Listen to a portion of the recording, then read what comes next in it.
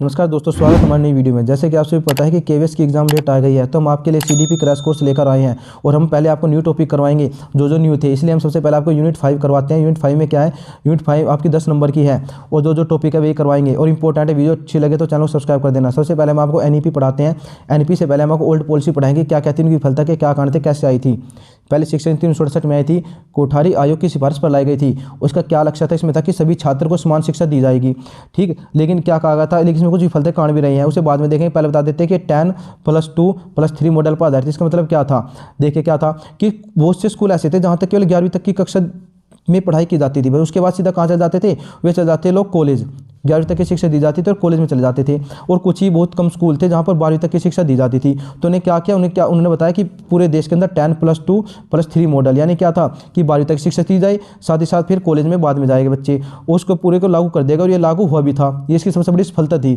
इसमें साथ ही साथ क्या कहा गया, मुफ्त अनिवार्य शिक्षा की बात की गई और मातृभाषा में प्रारंभिक शिक्षा, जो अब कहा जाता है कि बच्चों मातृभाषा सिखाया जाए, वो सबसे पहले शिक्षा नीति का उद्देश्य था।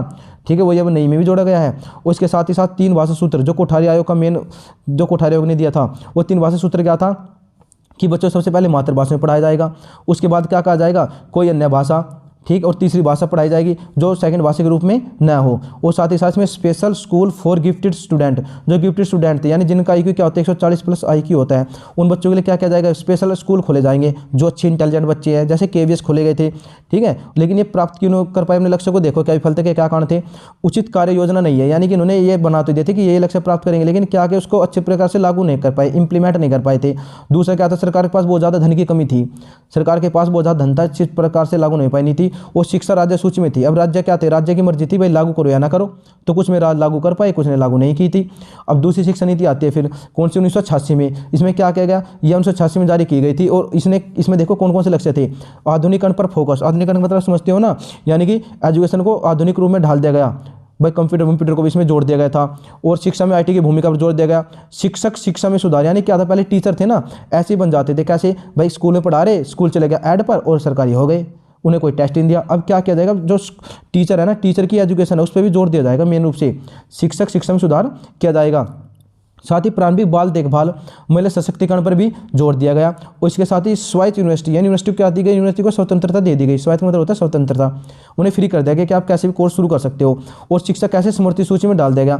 इससे पहले क्या था, शिक्षा किसमें थी, राज्य सूची में थी, जो पुरानी शिक्षा नीति, तो नई शिक्षा नीति इसमें डाल देगा स्मृति सूची में, यानी कि अब दोनों मिलकर कानून बनाएंगे, इस पर स्टेट भी बनाएगी और दूसरे क्या आपकी सेंट्रल गवर्नमेंट भी बनाएगी।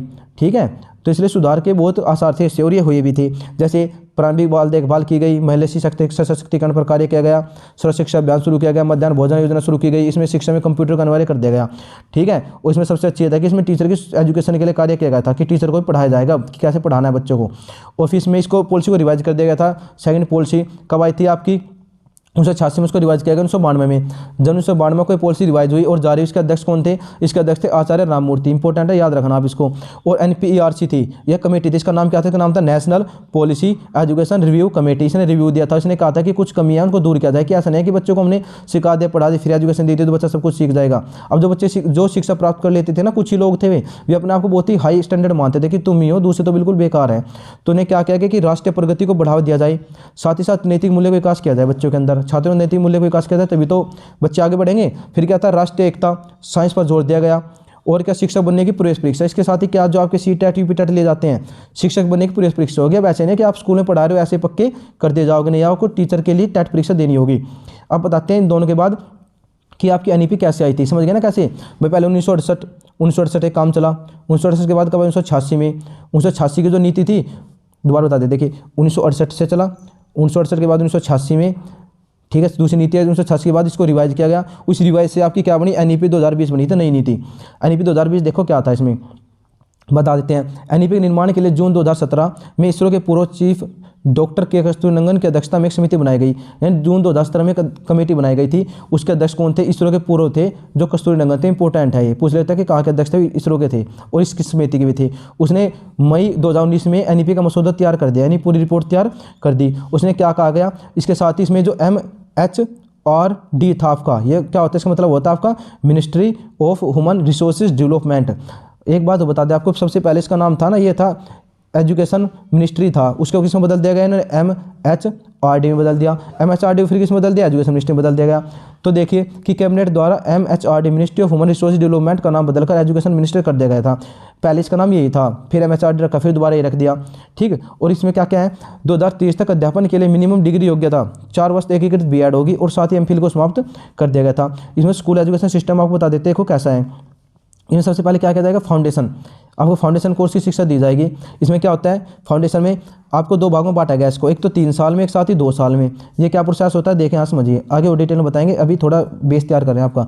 तो 3 ईयर्स में क्या होगा, 3 से 6 साल तक बच्चा स्कूल में जाएगा, साथ ही क्या anganwadi, Bal Vatika, pre school, LKG UKG nursery सब इसमें किया जाएगा। यानी कि बच्चा क्या है ना, पहले जो शिक्षा नीति थी वो 6 से लेकर 18 वर्ष के बच्चों तक थी, यानी 6 से 18 साल तक शिक्षा देंगे हम। लेकिन अब क्या है, अब बच्चे की 3 साल से लेकर कहाँ तक है, 18 साल तक है।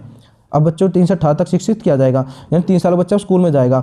और एज क्या, 3 से 6, ये कहाँ जाएगा, 3 साल बच्चा जाएगा आपका आंगनवाड़ी में या बाल वाटिका। बाल वाटिका ये होता है प्राइमरी स्कूल, छोटे छोटे स्कूल होते हैं ना बच्चों के लिए, हम सिखाते हैं, प्ले स्कूल होते हैं वे। और साथ ही नर्सरी, LKG UKG इसमें शामिल होगा। उसके बाद जो सेकंड पार्ट है इसका वो है कि 2 ईयर्स 6 से 8 तक इसमें क्या करेगा बच्चा, इसमें आपका बच्चा क्लास फर्स्ट और क्लास सेकंड को करेगा। इसी को कहा गया है कि 5, जो ये मतलब है ना कि 5 + 3 + 3 + 4 जो नीति आई है उसमें एक आ गया कि जो 5 साल है ना, पहले ये 5 साल बच्चा यहाँ लगाएगा, फाउंडेशन तैयार करेगा, अपना बुनियादी तैयार करेगा।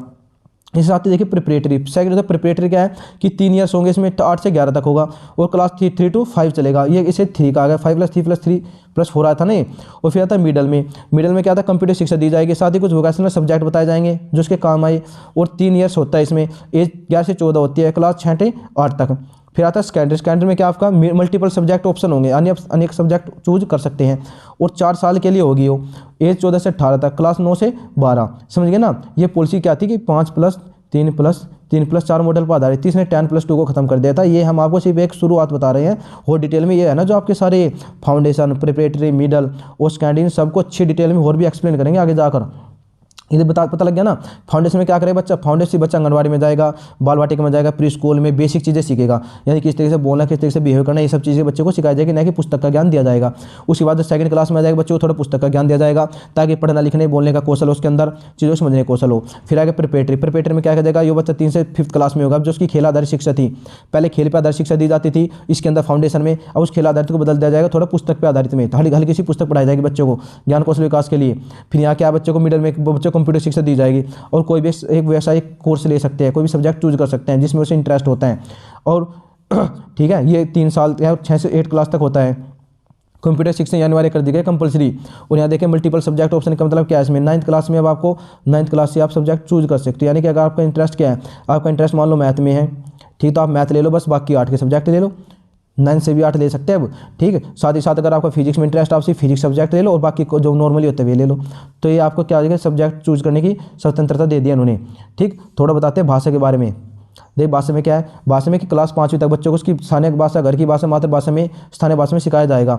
और कक्षा 6 के लिए एक अतिरिक्त भाषा के रूप में शास्त्रीय भाषा, क्लासिकल लैंग्वेज सिखाया जाए। क्लासिकल लैंग्वेज कौन कौन सी, या तो तमिल या तेलुगु, कन्नड़ा, मलयालम, ओडिया, संस्कृत, किसी एक का अध्ययन करेगा। यानी 5वीं क्लास तक बच्चों को क्या, 5th क्लास तक तो बच्चों को उसकी हिंदी भाषा, मातृभाषा, स्थानीय भाषा उसमें सिखाया जाए। स्थानीय भाषा मतलब यह है कि पंजाबी है ना कोई पंजाब में, तो अपनी पंजाबी लैंग्वेज में ही सीखेगा, वो नॉर्मली सारी चीज़ें पता होनी चाहिए पहले से।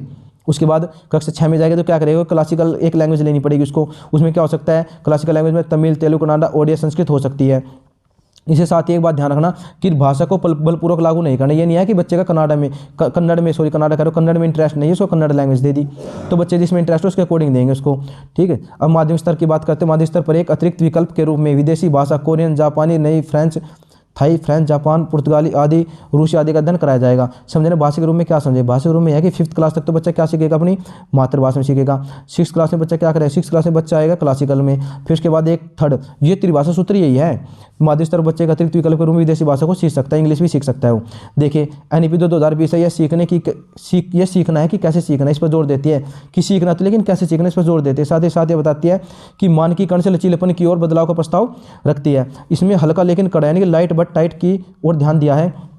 और त्रिभाषा सूत्र जो कि कोठारी आयोग की सिफारिश पर लाया गया था, इसमें कार्य किया गया इसमें ही। इसमें क्या कहा गया, उसे पूर्ण जो पहले आया था ना, अब इसमें भी ये तीनों योजनाओं से चलता आ रहा है कोठारी आयोग का जो त्रिभाषा सूत्र है। और इसमें देखते हैं इस बार भी लागू पात्र नहीं। इसने कहा कि बच्चों पहले मातृभाषा में सिखाएंगे, कोई अन्य भाषा जैसे इंग्लिश हिंदी दे दी, और विदेशी भाषा समझ गए ना, कोई भी यहाँ शास्त्रीय भाषा हो सकती है, और विदेशी भाषा में कोई भी एक विदेशी भाषा बच्चा सीखेगा। ठीक है, बाकी अब आपको इससे आगे हम अगली वीडियो में बताते हैं। अगर चैनल में भी को सब्सक्राइब कर देना, वीडियो अच्छी लगी हो तो। मिलते हैं नई वीडियो के साथ।